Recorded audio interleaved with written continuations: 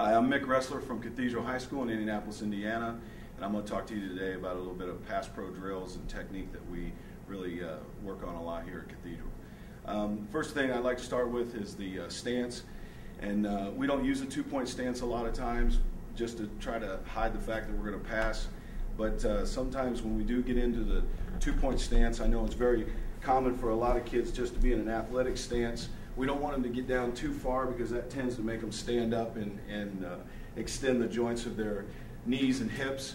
And we need to keep them in a very athletic position, but also make them, in order for them to move, they have to be in a good stiff position, but actually be limber from right to left and be able to resist leverage from vertical pressure along with move lateral so they don't open up their hips. But in our position, we're going to have the outside foot back. We're going to have weights on the inside parts of our feet. We want our weight balanced on the inside parts of our thighs. We don't want to be out over our knees. We're going to be inside here, and everything's going to be concealed. And it's almost like we're constricting our upper body, keeping it in tight and in here, because a punch from the outside is going to be more of a grab than to sustain their movement going upfield. When we do get in our stance, of course, we have different sets. The guy's head up, we're going to make sure that he doesn't cross our face on the inside, and that's called a two-set, which is just a quick movement down. A lot of kids tend to leave their heads back because they're thinking about it as being a pass and they want to be in that pass stance. But the thing is, if you've got a guy threatening your inside, you've got to attack him like a run block. So our two-point stance is going to be here. Anything inside or head up, we're going to take an inside leverage step really hard, and we want our balance over our inside foot to make sure it's anchored into the ground. I would rather a kid get beat outside than inside all day long. And the reason for that is going to present a little bit more time for the quarterback to elude the rush. But at the same time, you can push him past the quarterback, which is a lot easier than him coming straight through the middle. So that's the two-set, making sure we come down with a lot of weight on our inside foot. Engaging our head, it's more of a run block mentality, again, as I said, than a pass block mentality. Just the three-set is when a guy is a little bit outside shade. We talk about keeping our nose on the inside V of the neck of the defender because we're inside relationship. We're not going to let him pass across our face, and that's run blocking or pass blocking. We always constantly got to stress inside V of the neck, see that guy's face coming across. We're going to stay in that relationship with the inside V of the neck. So the three wide is just going to be from our stance to here. We're not getting width. We're not going down. We're just really basically picking up our outside foot and putting it down. And then our last set is when a guy is rushing upfield and he's outside wide. We talk about the contact point of him rushing in on an angle and I'm dropping back. It should be within 2 kick slides on a 45-degree angle. And then from there, we want to engage and make sure we stay in a good athletic position and sustain and not allow the pocket to be collapsed. On the outside, I do really stress that our kids' hips stay as square as they possibly can. And that's probably the biggest challenge for every offensive line coach out there. You've got these bigger offensive tackles trying to stay up with a faster defensive end. And the only way they're going to be able to block all the different types of moves that a defensive end is going to do is to be in a good position of inside leverage. So it's 2 quick slides back, and then as he comes into me, this is where it gets a little bit technical and a lot of reps needed because we talk about our comfort zone. Too many kids want to grab when the guy's coming at them. They want to punch too early. They want to lunge at the guy. And really all you want to do is strike your hands and stop his movement. It is not as a strong movement, I think, as a lot of kids try to do.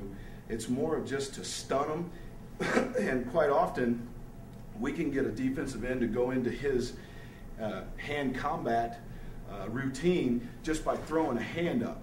And it sounds kind of crazy, but you can actually fake punch, and then the defender will just automatically go for your hands and try to start combating this guy's punch. And so we do that before he even gets in our comfort zone. But the comfort zone for me, I'm going to have my hands out here in front of me. And some guys teach the punch from the waist. I've always been right in the middle section because I want to feel like I'm bench pressing or a close grip bench.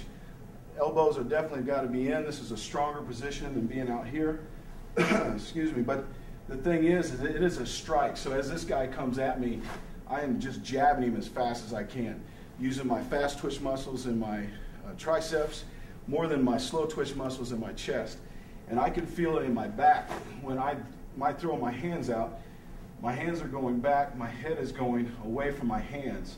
So I am not lunging at all to my defender. That's something that kids just need to rep over and over and over again. Talk about a little bit something that I haven't heard a lot of guys talk about, but I think we need to address it. Kids need to understand that, especially the center and the guards, that as soon as you are on the line of scrimmage and you've got a guy attacking your side and you open up your hips, you're done. You can never regain that parallel position. And so many kids are thinking with their minds, of course, that their upper body is what's defending this guy or defending your quarterback. It's really your feet position. Okay, and I've had a lot of guys teach that you want to split the guy's crotch. Well, then you got guys looking down at their feet. You talk about the V in the neck, and then you forget about their legs. And the only way that you're going to have a guy get really comfortable and do the same things properly over and over again is all these reps on air. And then you bring the bags in, and then you bring the man in, and then hopefully they implement it in the game. But the thing is we try so hard of having a power step that my outside leg is back. This guy attacks my outside. I have to move that foot forward to combat his action. Okay? Now, if you've got a linebacker coming at you on a blitz and he makes a move, instead of kids opening, we're trying to step in and punch in the middle of the guy's chest to stop that. We don't want them to engage everything, and that's really the only way that you can stop a guy coming at you is to throw your body at him as he's coming at you. But the thing is that's going to get you off in your pass pro position. So we're trying really hard of fighting that resistance, and it's a lot like a martial art move, that you are bringing your punch and bringing your punch from your midsection, again, your core, and you're stomping in the ground at the same time as that guy works to open up your hips. Now, the same thing is true that once you've engaged, instead of doing it this way and opening up, you are trying to get all your weight in here and you're torquing your body to fight into that. The least that's going to happen is you're going to widen him out. He may beat you around, but the thing is you're going to widen him out. And that's why it's so important for offensive tackles to stay in that 45-degree angle, because as this guy's coming in, he's got certain viewpoint or an attack point that he's trying to attack the guy. And as you're moving him out, he's trying to go around you. Especially the speed rushers, they're trying to go as fast as they can off your hip. So if you beat him to that contact point, just by you being in that spot, it's going to mess him up a little bit. And then the timing of the punch is so important. Talk about stronger rushes coming at the quarterback with the bull rush. I don't know why we don't see it more, but the bull pull rush is so deadly because kids are going to commit their counter move to whatever they see first. So if you got a guy bull rushing, they're going to throw their feet back and they're going to lean everything they got into the guy to counter his pressure. And that's when you throw them down and you do a swim.